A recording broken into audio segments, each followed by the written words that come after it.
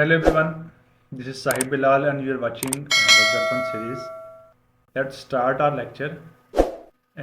आज का हमारा पहला टॉपिक है block and inline block. So basically block और इनलाइन ब्लॉक होता क्या है? Every element has default display value depending on what type of element it is. कि हर एलिमेंट की अपने कोई ना कोई डिफ़ॉल्ट वैल्यू होती है कि उसने आउटपुट पे क्या रिजल्ट शो करवाना है.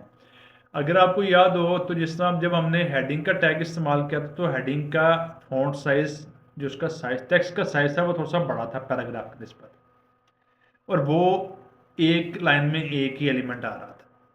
पैराग्राफ का फॉन्ट साइज जो टेक्स्ट साइज था वो कम था, लेकिन वो भी एक लाइन में एक ही आ रहा था. तो उस इन जो हैं इनको इस टाइप को हम कहते हैं ब्लॉक एलिमेंट्स. ये है जी ब्लॉक लेवल का है. इसके अलावा अगर देखा जाए तो फिर हमने इमेज यूज़ की थी, एंकर का टैग यूज़ किया था. तो और ए का टैग जहाँ पर हमने लिंक लगाया था उसके साथ इमेज का जो टैग लगाया था वो एक ही लाइन में शो कर हो रहे थे. फिर हमने उनको बी आर के टैग से लाइन ब्रेक करके हमने अगले लाइन के अंदर लेके आए हैं. तो ये होते हैं इन लाइन के अंदर ना एक जो एक से ज़्यादा एलिमेंट्स एक लाइन में आ जाए तो उनको इन ब्लॉक है. इनकी सिंपल डेफिनेशन यही है, ये सिर्फ आपको समझाने के लिए है. The two most common display values R block and inline. कि या तो इनलाइन होंगे या ब्लॉक होंगे. अब ब्लॉक लेवल एलिमेंट्स हैं, पी का टैग है H1 से लेकर H2 H3 H4 H5 H6. Table का टैग है जो भी आपने हमने देखा. ऑर्डर लिस्ट है, अनऑर्डर लिस्ट है, और काफ़ी सारे टैग्स हैं. इस तरह इनलाइन एलिमेंट्स के अंदर आपका ए का टैग है, इमेज का टैग है, जो जो हमने टैग पढ़ लिए हैं. ए का टैग है, इमेज का टैग है, बी का टैग है और स्ट्रॉन्ग का टैग है. आई का टैग इसके अंदर आता है. तो जो एक ही ये सारे एलिमेंट्स एक ही लाइन में शो होंगे. अब इसकी क्योंकि प्रैक्टिस आपको मैंने करवाई हुई है तो आप कोशिश करके इसकी प्रैक्टिस खुद करें. आगे जी हमारा आज का जो दूसरा टॉपिक है वो है div. What is div? The div element is by default a block element. कि ये भी एक ब्लॉक एलिमेंट ही है as like P and headings tag, meaning that it takes all available width and comes with line break before and after. कि जिस तरह block level जो है हेडिंग वन है, हेडिंग वन अगर हेडिंग वन से पीछे कोई ऐसा टेक्स्ट अवेलेबल है जो एक ही लाइन में आ रहा है, वो अपनी लाइन प्रीवियस की भी ब्रेक करेगा, देन नेक्स्ट की भी ब्रेक करेगा, एक ही लाइन में वो कंप्लीट विड्थ लेगा. तो इस तरह डिव भी उसी लेवल का एक ब्लॉक है, एलिमेंट है, जो आपको एक लाइन में एक ही एलिमेंट शो होगा. उसके अलावा उसके साथ दूसरा नहीं, बाय डिफॉल्ट तौर पर नहीं आएगी. उसके लिए हमारे पास CSS करनी पड़ती है, तो वो इंशाल्लाह हम करेंगे आगे. The div element is often used to group sections or web pages together. Web page together. अब इसको हम अप्लाई करके देखते हैं कि सबसे पहले हमने P का tag, this is paragraph.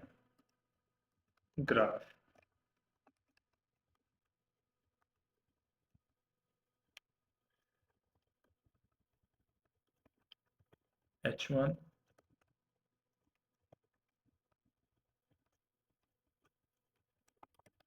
Then H2. इसको जस्ट सेव करके हम आउटपुट देखते हैं इसकी.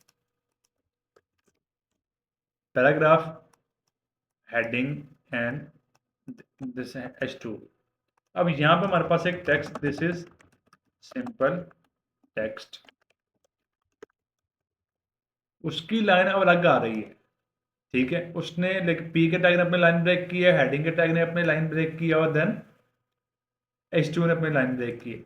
अब यही अगर मैं div का टैग यहां पे लेता हूं,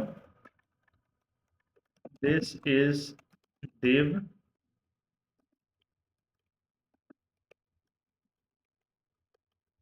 तो div एलिमेंट भी लाइन ब्रेक करके आप उसके बाद आ रहा है. हाँ, इसको हमने वेरीफाई करना, तो उसके लिए हम सिंपल सा कोई टेक्स्ट लेते हैं, हम वो उसके आगे पुट कर देते हैं 1 2 3 के साथ. तो ये देखें टेक्स्ट अलग शो होगा. हाँ, डिव की अपने अब ये देखें कि इसके दरमियान में किसके दरमियान में स्पेस ज़्यादा है. पैराग्राफ के दरमियान में और हेडिंग के दरमियान में स्पेस ज़्यादा है. पैराग्राफ और सिंपल टेक्स्ट के अबव विथ स्पेस ज़्यादा है.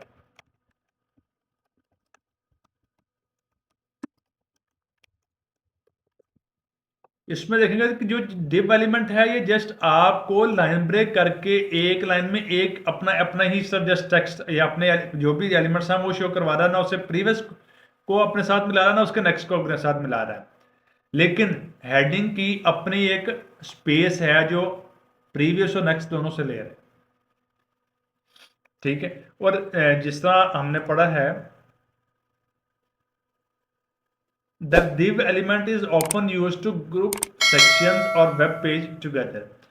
कि जो div का जो सेक्शन है ये ज्यादातर एक मतलब पेरेंट सेक्शन के तौर पे इस्तेमाल होता है ताकि इसके अंदर जो इनर जो चाइल्ड है वो डिफरेंट एलिमेंट्स हम इसके अंदर इस्तेमाल कर सकें। एज लाइक कि मैं इसको जस्ट यहाँ से डिलीट कर रहा हूँ, मैं यहाँ पे div का टैग ले रहा हूँ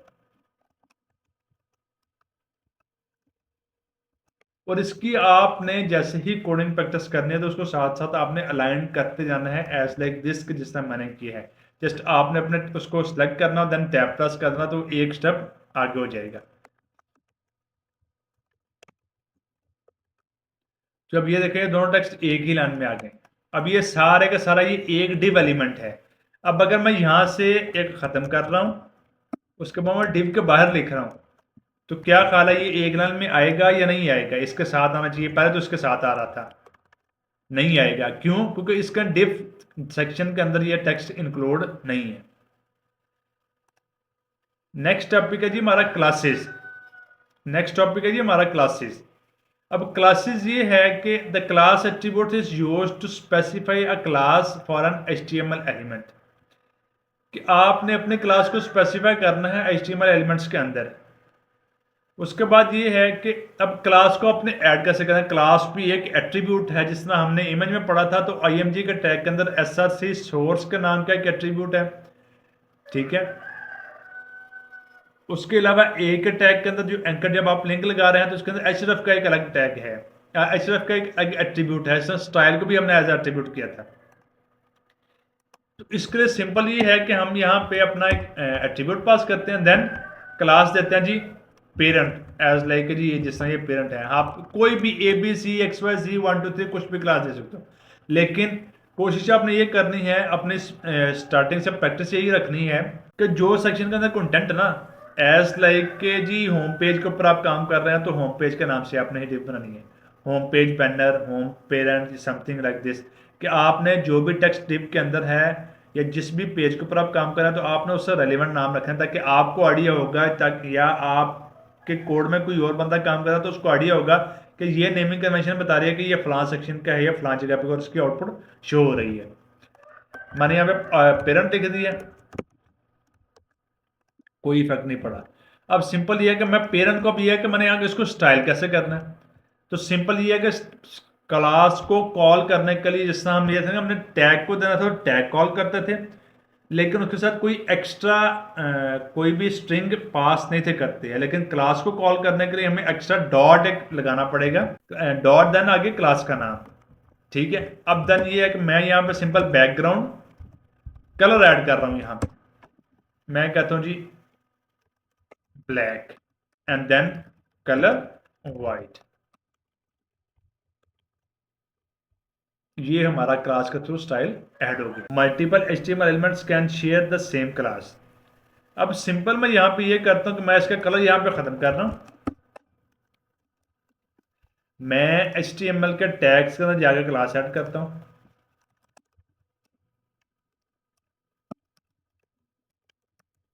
मैंने एक क्लास ऐड कर ली है कलर डैश वाइट की और मैं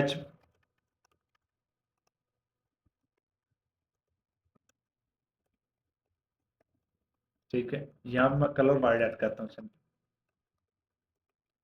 कि मैंने जस्ट दो एलिमेंट्स को सेम क्लास दी है और उसकी हमारी आउटपुट सेम होगी। जैसे पहले ऑल का टेक्स्ट वर्ड था, अब ऑल का नहीं होगा, सिर्फ पैराग्राफ का और हेडिंग 2 का होगा। अब बाकी कंटेंट शो इस वजह से नहीं हो रहा, क्यों? क्योंकि उसका उनका डिफॉल्ट कलर भी ब्लैक है और बैकग्राउंड का कलर भी ब्लैक है, तो इसकी वजह से वो विजिबल नहीं है।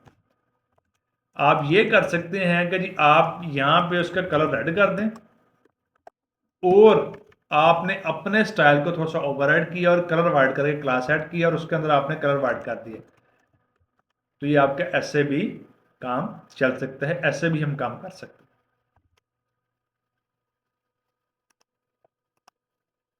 Now the next is HTML can belong to more than one class के HTML एलिमेंट्स के अंदर एक से ज्यादा क्लास हो सकती है।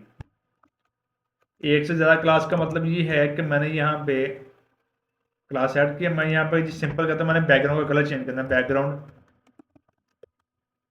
ग्रीन कर देता हूँ उसका। और सिंपल यहाँ पे हम करते हैं जाके बैकग्राउंड कलर, मतलब आप क्लास का नाम कोई भी हो सकते हैं, ये जरूरी नहीं है कि जो मैं क्लास का नाम दे रहा हूँ वही आपने देना, अपने नाम का दे सकते हैं, XYZ ABC कुछ भी नाम दे सकते हैं। कि अब ये हमारी यहाँ पे आउटपुट क्यों नहीं आ रही है, सबसे पहले हम देखना है हमारी क्लास एक्यूरेट है कि नहीं है। यहाँ से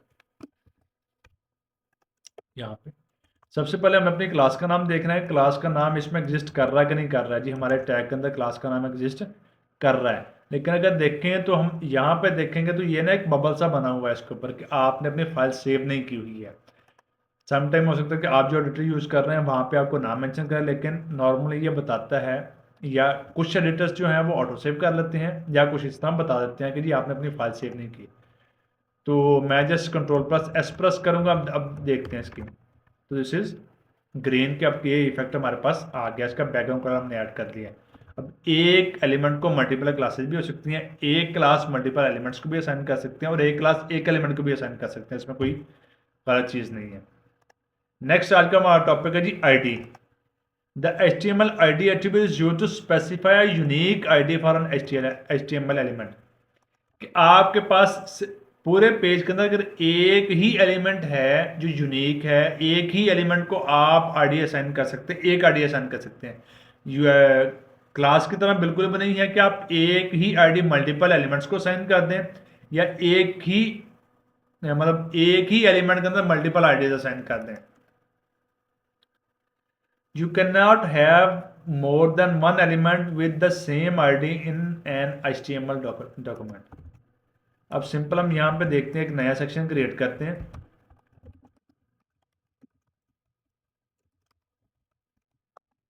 आईडी, जिस तरह क्लास का एट्रीब्यूट है वैसे आईडी का attribute, ID-1 simple, this is an ID.